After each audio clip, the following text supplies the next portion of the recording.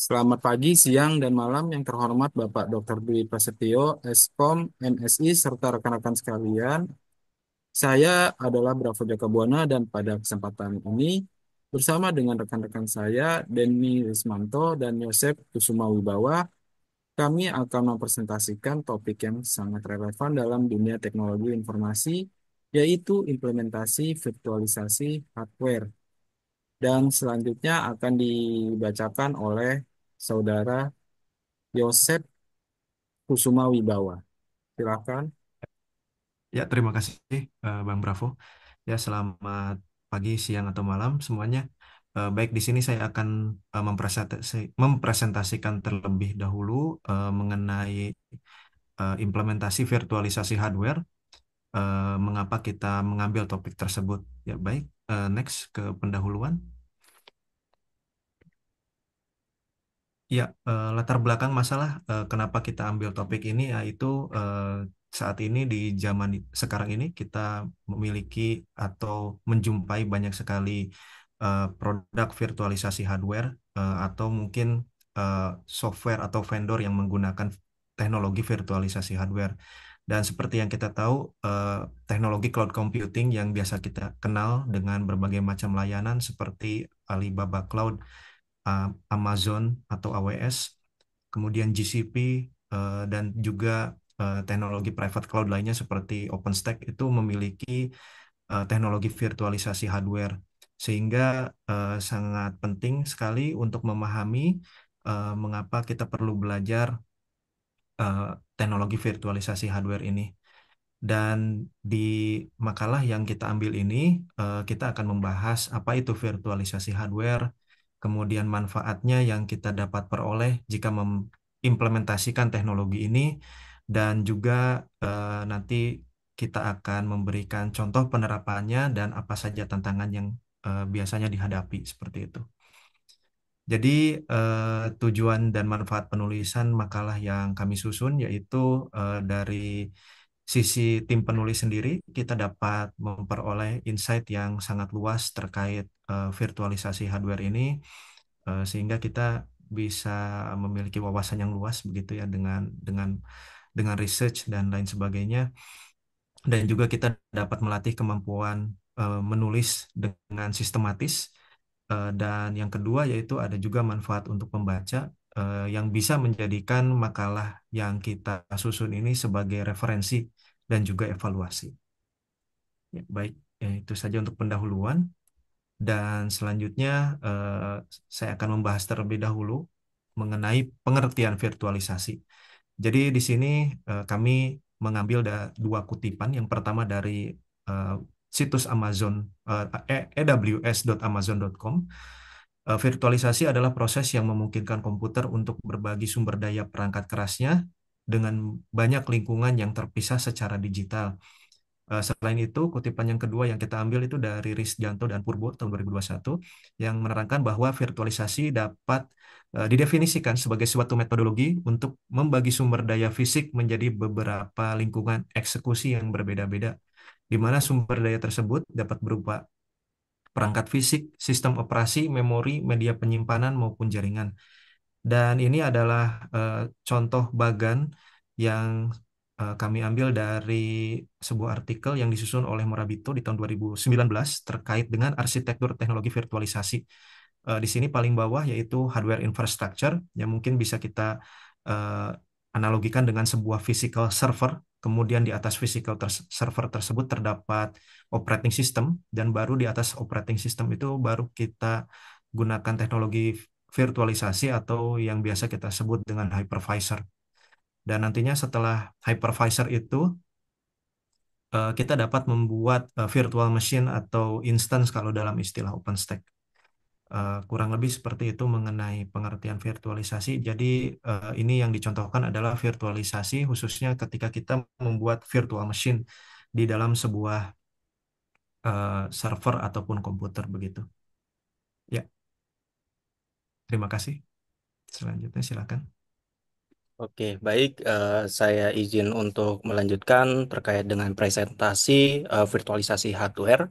Jadi, untuk pengembangan dari virtualisasi ini ada beberapa segmen mengenai tahun ya yang berkaitan dengan pengembangan virtualisasi hardware. Nah, yang pertama awal mulanya itu di tahun 1960. Ini dipelopori oleh IBM ya. IBM ini memperkenalkan virtualisasi di era mainframe dengan sistem seperti IBM CP ataupun CMS atau biasanya kita nyebutnya sebagai control program atau conversational monitor sistem pada tahun 1967. Nah, tujuan awalnya si virtualisasi ini dikembangkan adalah untuk memaksimalkan penggunaan perangkat keras dengan memungkinkan beberapa pengguna untuk berbagi satu sistem fisik atau satu server fisik. Nah, motivasi utama dari virtualisasi ini, pengembangan awal virtualisasi ini adalah yang pertama adalah menggunakan perangkat keras mahal dengan lebih efisien. Yang kedua adalah menyediakan isolasi untuk pengujian dan pengembangan perangkat lunak. Lalu setelah di tahun 1960 ini, lanjutnya ke tahun 1970 atau 1900 atau sampai 1980. Ini dominasi sistem operasi tunggal. Jadi di tahun ini sebenarnya untuk teknologi virtualisasi ini ada sedikit penurunan karena adanya penghalang terkait dengan penggunaan virtualisasi.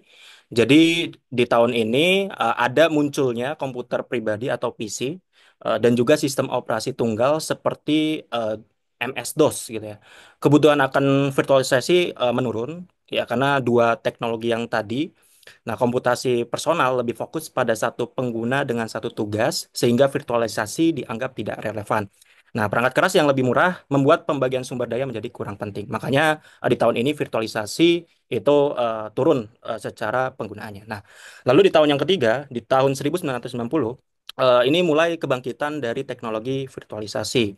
Nah, eh, di tahun 1999, tepatnya, VMware memperkenalkan VMware Workstation yang mendukung virtualisasi pada arsitektur x86 ya, yang biasanya digunakan oleh personal komputer gitu ya atau PC. Nah, untuk virtualisasi ini yang dikembangkan oleh VMware itu ada dua tipe, yaitu ada tipe satu dan juga tipe 2. Kalau tipe satu biasanya kita menyebutnya sebagai tipe bare metal arsitektur. Tapi untuk yang tipe 2 biasanya kita nyebutnya sebagai hosted arsitektur.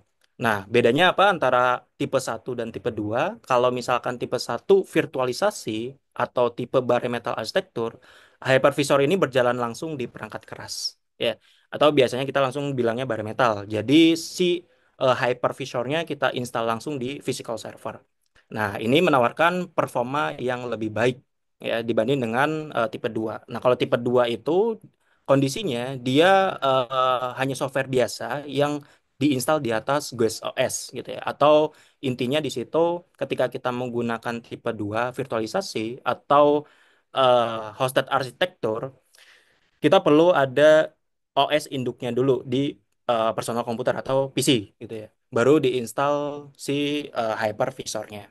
Nah, lalu di tahun 2000-an atau kita nyebutnya sebagai era modern, ini ada teknologi virtualisasi di level prosesor, ya, yaitu adanya Intel VTX untuk prosesor Intel dan juga AMD V atau biasanya ini ada di prosesor AMD. Nah, Intel dan AMD ini memperkenalkan ekstensi perangkat keras untuk mempercepat virtualisasi, mengatasi keterbatasan virtualisasi perangkat lunak yang murni. Nah, ekstensi ini memungkinkan hypervisor untuk berinteraksi lebih langsung dengan perangkat keras, meningkatkan kinerja dan efisiensi. Nah, hypervisor yang terkenal di era modern saat ini ada yang namanya VMware ESXi, lalu ada Microsoft Hyper-V, lalu ada KVM, lalu juga ada Nutanix atau AHV, dan lain-lainnya. Lalu di sini untuk kita sudah membahas mengenai jenisnya, sejarahnya. Kita lanjut ke jenis virtualisasi hardware-nya. Jadi ada beberapa jenis virtualisasi yang mungkin bisa kita bahas. Yang pertama adalah virtualisasi tipe satu atau biasanya disebut sebagai bare metal hypervisor. Nah, hypervisor berjalan langsung di atas perangkat keras tanpa sistem operasi host. Contohnya adalah VMware ESXi, Microsoft Hyper-V, dan juga Xen. Jadi ketika kita menggunakan menggunakan tipe satu ini, kita nggak perlu ada OS induknya terlebih dahulu di server fisik. Jadi tinggal langsung pakai aja si tipe satunya. Lalu selanjutnya ada virtualisasi tipe 2, yaitu atau kita nyebutnya sebagai hosted hypervisor atau hosted arsitektur. Hypervisor berjalan di atas sistem operasi host. Jadi perlu ada OS induknya dulu di server gitu ya, atau di PC gitu. Nah, contohnya itu ada VMware Workstation, Oracle VirtualBox, dan juga Parallel Desktop. Lalu juga ada jenis yang ketiga yaitu para virtualization. Sistem operasi tamu dimodifikasi untuk bekerja lebih efisien dengan hypervisor. Contohnya seperti Xen server dan juga para virtualization. Lalu jenis yang keempat itu ada hardware assisted virtualization. Ini memanfaatkan fitur perangkat keras CPU ya seperti Intel VTX dan juga AMD V untuk meningkatkan kinerja. Lalu untuk yang sekarang ini yang lagi booming juga terkait dengan deployment aplikasi yaitu containerization. Nah, meskipun bukan virtualisasi, hardware secara tradisional, containerization misalnya seperti Docker ataupun Kubernetes ini memungkinkan aplikasi berjalan dalam lingkungan terisolasi yang berbagi kernel sistem operasi host. Jadi ini adalah beberapa jenis mengenai virtualisasi hardware. Nah, selanjutnya setelah kita bahas jenis-jenis virtualisasi hardware, ini adalah selanjutnya adalah kita bahas manfaat mengenai virtualisasi. Ya. Yang pertama adalah pengurangan biaya investasi hardware. Jadi kalau dulu sebelum kita mengenal virtualisasi, ya, kita mengenal yang namanya tradisional arsitektur atau biasanya di tradisional arsitektur itu ada istilah yang namanya single OS, single application. Jadi kalau misalkan kita pakai tradisional arsitektur, ya berarti di sini kalau kita mengadaptasi istilah tadi single OS single aplikasi, berarti ketika kita ingin mendeploy 20 aplikasi, maka kita harus menyediakan 20 server fisik ya, secara langsung gitu atau secara tidak langsung.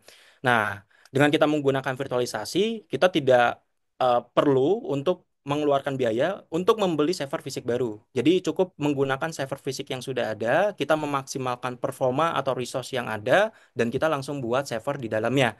Ya, tapi karena sifatnya virtualisasi, server yang dijalankan itu berarti server virtual atau biasanya kita bilangnya sebagai VM atau virtual machine. Ya, jadi di sini ada pengurangan biaya investasi hardware. Apalagi jika kita menggunakan tradisional arsitektur, kita tidak hanya memikirkan mengenai penambahan server fisik baru, tapi kita juga harus melihat dari segi ruang data center dan juga apakah UPS yang ada itu ngecover server fisik baru, lalu juga apakah rack yang ada di data center tersebut kondisinya masih bisa kita masukkan server fisik baru, karena yang kita tahu pasti ada maksimal U-nya gitu ya di server fisik, dan ya otomatis di situ ada pengurangan biaya investasi hardware. Jadi yang kedua, kemudahan backup dan recovery. Ketika kita menggunakan virtualisasi, banyak cara untuk kita bisa melakukan backup, ya. Salah satunya mungkin ketika teman-teman melakukan backup itu ada yang namanya file template atau biasanya kita nyebutnya sebagai file OVA ataupun OVF. Itu bisa sebagai sarana untuk backup atau bisa juga menggunakan third party yaitu third party tools yaitu ada Vim backup ataupun yang lainnya gitu. Lalu ada kemudahan recovery-nya juga. Ya, tools-tools yang tadi saya sebutkan itu kondisinya pasti ada metode recovery-nya. Lalu yang ketiga, kemudahan deployment. Nah, setiap kita menggunakan virtualisasi, ketika kita akan melakukan pendeployan server baru, kita tidak perlu nge-provisioning dari awal. Ya, cukup kita menyediakan template seperti OVA atau OVF, tinggal kita deploy dan ya langsung jadi. Lalu yang keempat adalah mengurangi panas. Nah, karena ketika kita menggunakan virtualisasi meminimalkan adanya penambahan server fisik baru, ya otomatis di situ untuk panas pasti akan berkurang. Lalu yang kelima ada kemudahan maintenance dan pengelolaan. Nah, ini kalau misalkan kita punya banyak server fisik, ya kita masih menggunakan cara tradisional, tidak menggunakan virtualisasi, ya ini agak sedikit repot karena semakin banyak server fisik, ya berarti semakin banyak server fisik yang kita manage. Nah, dengan kita menggunakan virtualisasi, nantinya kita akan mendapatkan dashboard gitu ya, yang bisa kita gunakan untuk melakukan manajemen server fisik ataupun VM gitu atau virtual machine.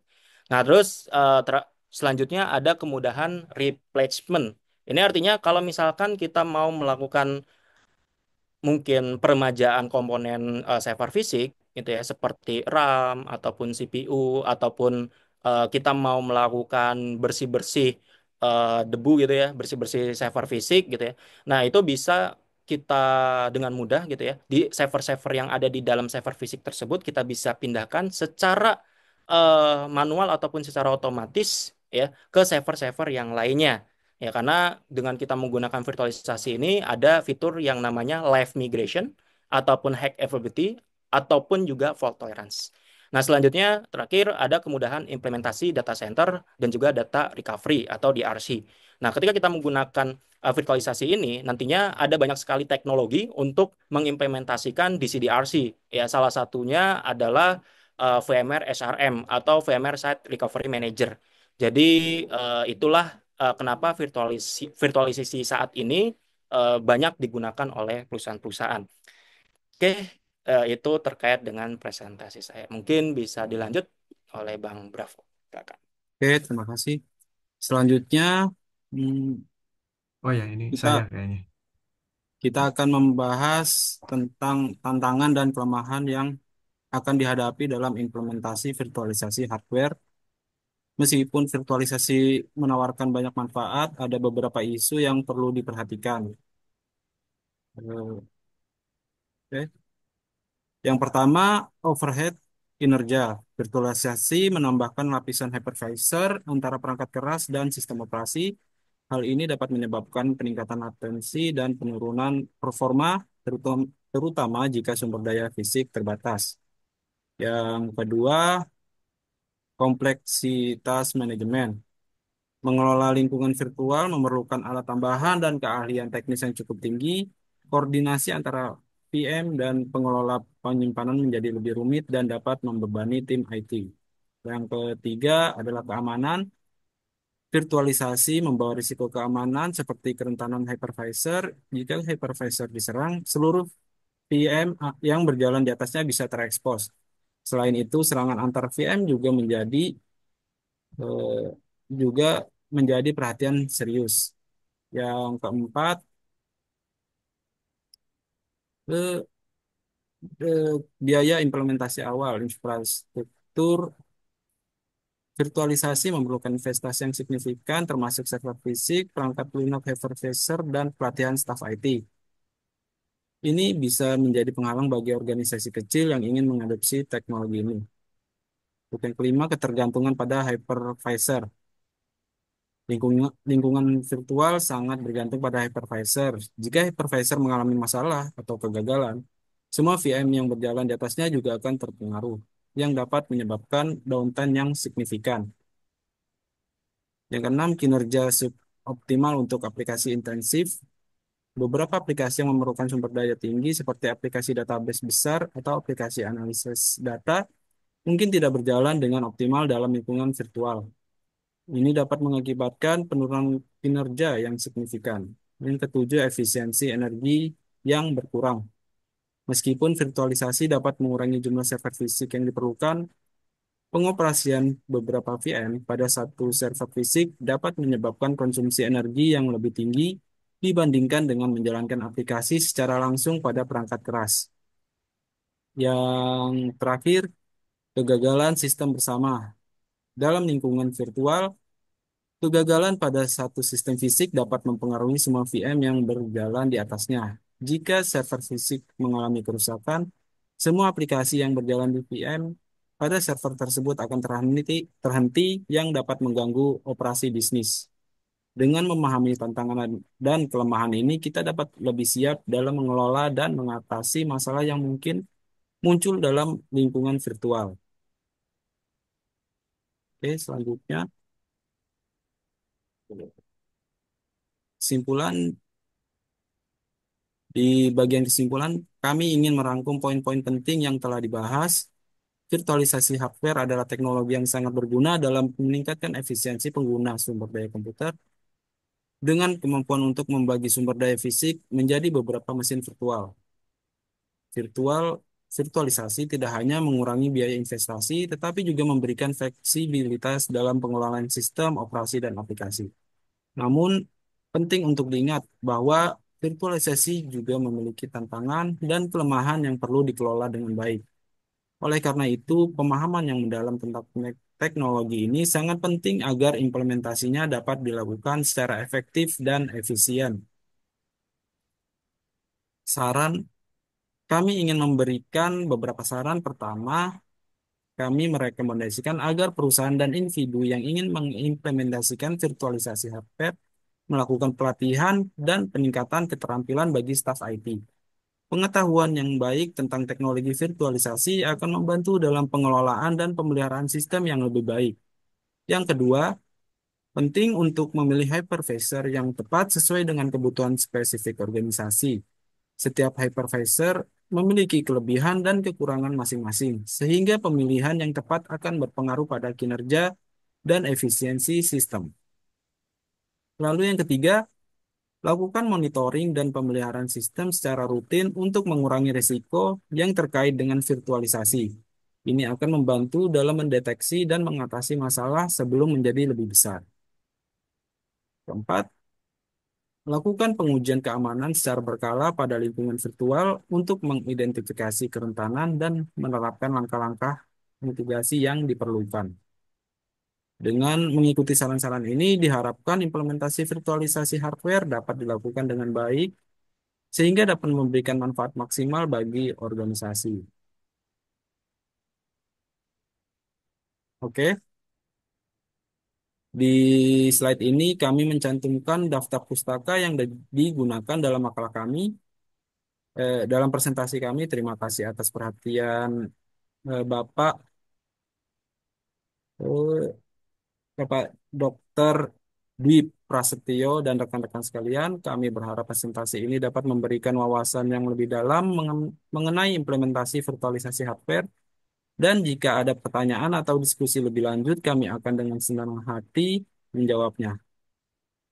Terima kasih untuk Saudara Yosef dan Denny Rismanto atas penjelasannya. Dan terima kasih.